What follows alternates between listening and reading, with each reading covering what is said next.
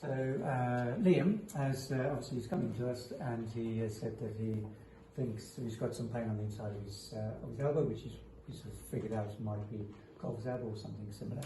So the muscles that we're going to work on, in what compartment was this again? What compartment that does this? Flexor compartment, yeah. So which obviously touched onto the medial epicondyle, as we've just said a few times. Just trying to get that in. So we can start, just like with any massage, we'll sort of start off with some sort of effleurage, or just some gentle, just introducing yourself to the arms, that you're just working at all of those flexors. We're not being that specific just yet. You can do it without cream to start with. And obviously keep reporting back if it's a problem. So various ways of trying to do this sort of soft tissue. So if we have a little bit, you don't want too much lotion or cream. Like that. So how I like to do it is you just sort of nice flat of your hand, or the sort of your sort of soft palm, and then just going longitudinally right from the wrist all the way to the origin, and you can work in all of these flexors. And as each pass you go, you just can increase the pressure depending on how much your client can take.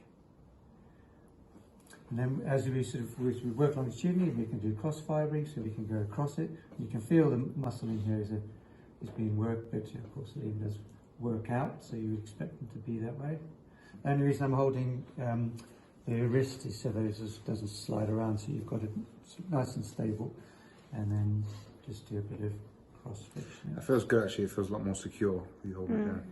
And you can see if we're on the muscle, because if you watch the fingers, sometimes they can go into, it's a bit like if you did if you're looking for the movement of the Achilles or the foot, if you sort of do the squeeze test on the calves, it moves the foot, similar kind of thing. So nice and stable. And then we're going to be a little bit more specific. So we know there's sort of lots of muscles in there, so we can try and work in between them, nice and slow, good pressure. And obviously as you come up to the origin point, up to the medial epicondyle, you want to just sort of slow that down a little bit, or soften it. So it's nice, good pressure from the insertion up towards the origin. What you're trying to do is separate those muscles, bearing in mind that there's about 12. And some of them are superficial and some of them are much deeper. And leading all the way up to the insertion point, as I said, as you get up towards the origin, because of that, the ulnar nerve that is in that area, you don't want to put any pressure on that. Another way that you can do it is if you, so nice and relaxed, you can get them to work with you. So you can sort of rest a bit on your tummy and stomach, and then basically you can push down in towards the couch, so it's not going anywhere.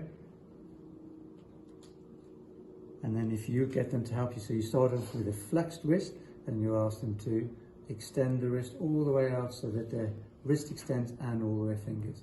You start off in this flexed position, and you start at the insertion, and as you get them to extend, that's it. And nice and slow, because sometimes they all want to go too quick. So now you're working on not only the muscle, but the fascia. You might getting a bit of the retinaculum in the wrist, and then the same again. Again, nice and slow. God, it's tough to get the fingers out. So the digitorum, which is the sort of the flexor digitorum, as we said, are a bit deeper. So the superficial ones are the sort of flexor carpi radialis, and the ulnaris and the palmaris, which you can see, which you can sort of feel quite superficially. And the deeper you go, which is why Liam struggled a little bit with his fingers, because you're then on the digitorum. You can start off one more time. You start off in the flexed position, that's it, and then slowly out, that's it.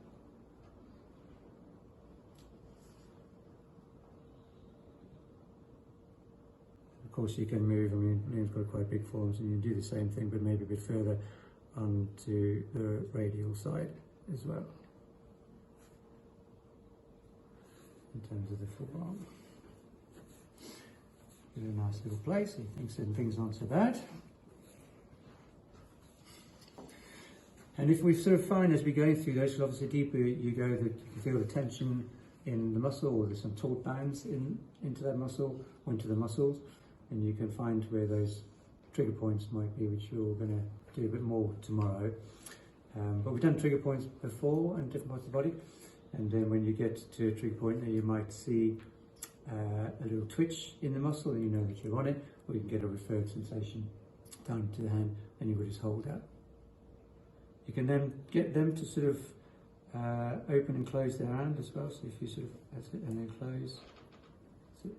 So now similar to at STR, particularly on the digitorum, you can get them to help you. And the more that you can get your client to help you, the better it is for us.